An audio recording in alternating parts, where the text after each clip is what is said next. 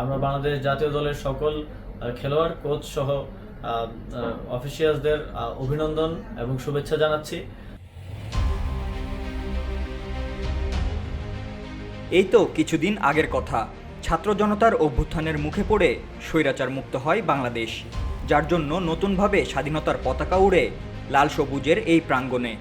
নতুন এই বাংলাদেশে যেন সবকিছুই নব উদ্যমে জাগ্রত হয়েছে।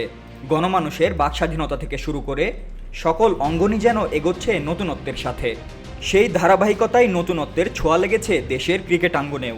যে বাংলাদেশ সাদা পোশাকের খেলায় এতদিন খুঁড়িয়ে খুঁড়িয়ে এগোচ্ছিল, সেই বাংলাদেশই আজ প্রতিপক্ষের ঘরের মাঠেই তাদের হোয়াইট ওয়াশের লজ্জায় ডুবিয়েছে।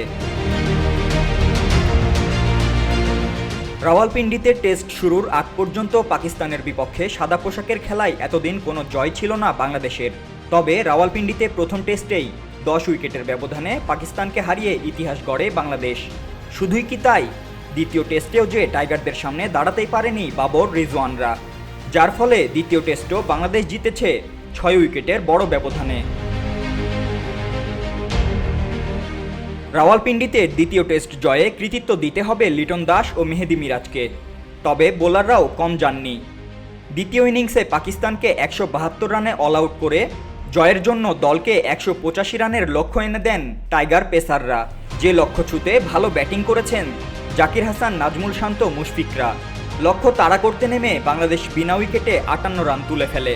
চলতি টেস্টে যা দুই দলের সেরা ওপেনিং জুটি।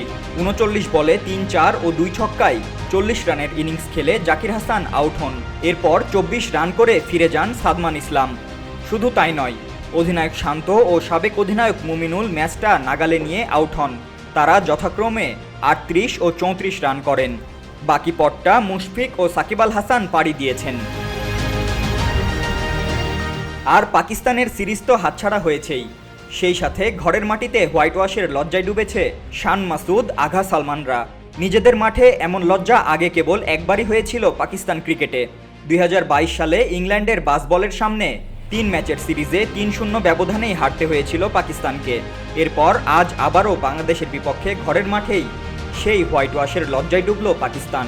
টাইগারদের এমন ঐতিহাসিক সিরিজ জয়ে অভিনন্দন জানিয়েছেন অন্তর্বর্তীকালীন সরকারের প্রধান উপদেষ্টা ডক্টর মোহাম্মদ ইউনুস। এছাড়াও দলকে অভিনন্দন জানিয়েছেন বিএনপির ভারপ্রাপ্ত চেয়ারম্যান তারেক রহমান, মহাসচিব মির্জা ফখরুল ইসলাম আলমগীর, জাতীয় পার্টির চেয়ারম্যান GM কাদের ও ক্রীড়া উপদেষ্টা আসিফ মাহমুদ সজীব ভুইয়া।